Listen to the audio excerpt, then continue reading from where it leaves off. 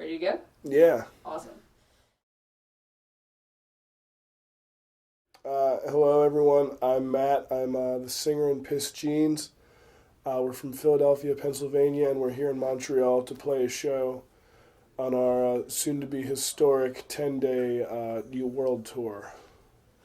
Well, it was kind of similar to the last record. Honeys was recorded in August of last year with Alex Newport, who records a lot of music.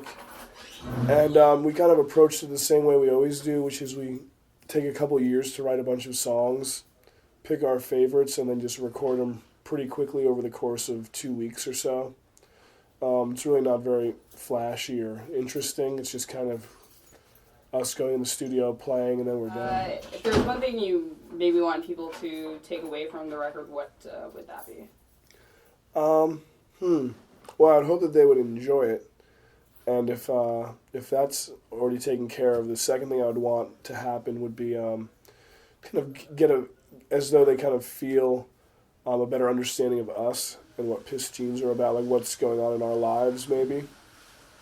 Kind of like I'd like to give the listener like a snapshot of what's on my mind, what my concerns are in life, that sort of thing. And hopefully it's kind of interesting to them. You all put a lot of yourselves into your live performance.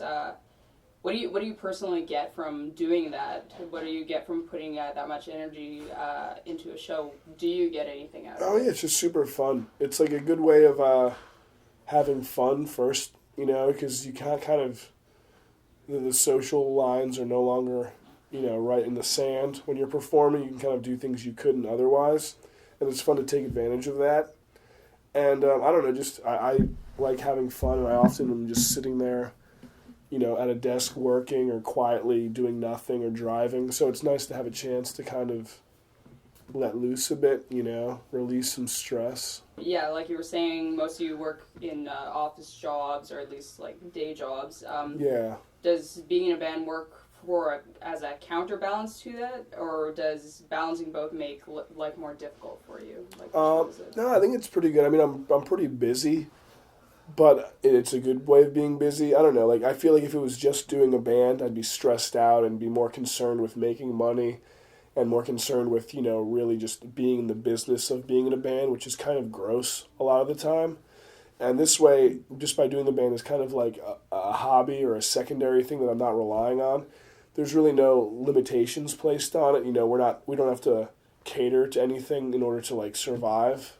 And I feel like that's pretty freeing, being in a band at our level where, maybe we could try really hard to live off of it, but it probably wouldn't be as good for anyone, for our fans or for us.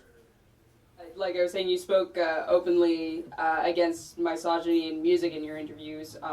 It's the subject of your song, The Male Gaze. Seeing as it's something that doesn't affect you personally or directly, really, I was wondering what made you decide to talk about this. Was there like a specific incident? I'm curious. Well, I think it was just kind of like more of a personal awakening, and not like a massive awakening, but kind of realizing just how shitty it can be for women involved in music, and how like the punk scene often can kind of pretend like we're past that, when really like there'll be a band of all women, and like guys will be like, oh yeah, they're hot as the first thing, and it's kind of just devaluing and demeaning, and just kind of trying to be like aware of that I would have those impulses, and to first and foremost like knock that shit off myself, and then try to like break through, like let's stop that if we can. It's wrong, it's shitty.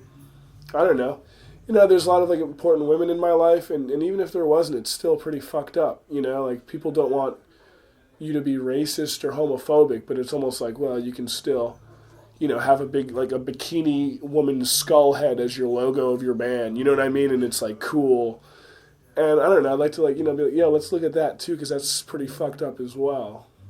So yeah, I thought it was worth talking about. And especially since I feel like people are like, oh, Piss Jeans, loud dude rock, like, oh, they're guys, and it's all about like sweaty guys. Like, that's great, but like, I don't know, women love loud music too. It's not like a thing that only a man's brain can process for enjoyment, And so I wanted to kind of like, hey, let's set the record straight a little bit, Well, I feel like even like, you know, punk scenes is like we're all still, a lot of the people that will come to a show are still like raised upon television and go to the same schools and, you know, are eating the same food. Like they're all kind of getting the same images of like women have to be hot, or like if they're either slutty or they're prudish. You know what I mean? All these like negative images that are kind of being forced down everyone's throats. And like it doesn't matter if you're like some preppy jock or a punk, you're still watching the same TV shows when you're like in 4th grade. You know what I mean? So it's kind of ingrained in all of us.